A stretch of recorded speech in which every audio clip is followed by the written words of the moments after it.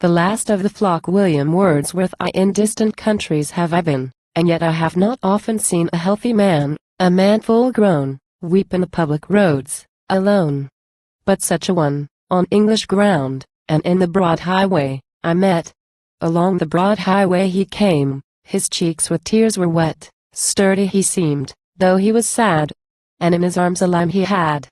Too he saw me, and he turned aside, as if he wished himself to hide, and with his coat did then essay to wipe those briny tears away. I followed him, and said, Ampersand quo. My friend, what ails you? Wherefore weep you so? Ampersand quo. Ampersand quo. Shame on me, sir. This lusty lamb, he makes my tears to flow.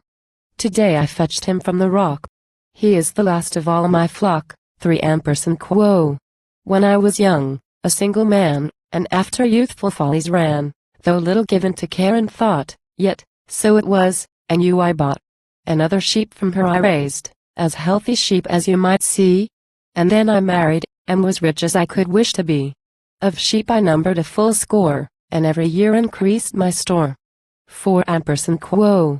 Year after year my stock it grew. And from this one, this single ewe, full 50 comely sheep I raised, as fine a flock as ever grazed. Upon the Quantock hills they fed.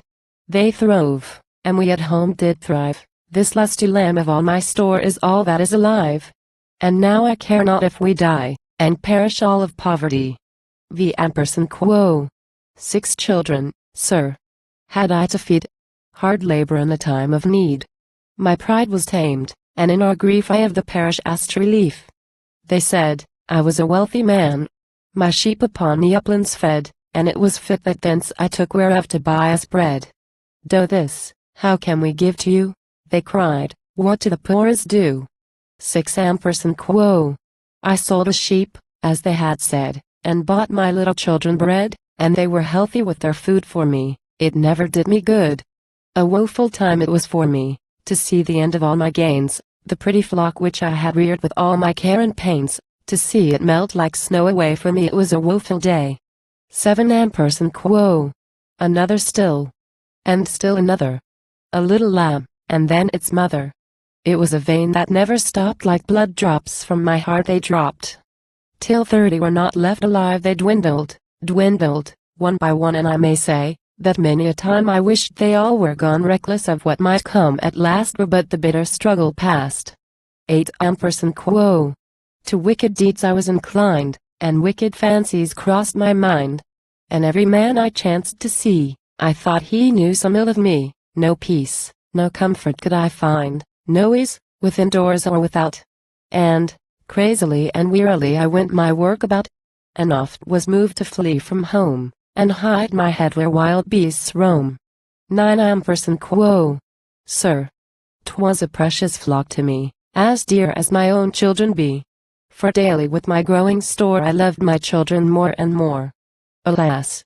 It was an evil time. God cursed me in my sore distress. I prayed, yet every day I thought I loved my children less. And every week, and every day, my flock it seemed to melt away. X Ampersand quo. They dwindled, sir, sad sight to see. From 10 to 5, from 5 to 3, a lamb, a wether, and a ewe. And then at last from 3 to 2. And, of my 50, yesterday I had but only one, and here it lies upon my arm, alas! And I have none. Today I fetched it from the rock. It is the last of all my flock. Ampersand quo.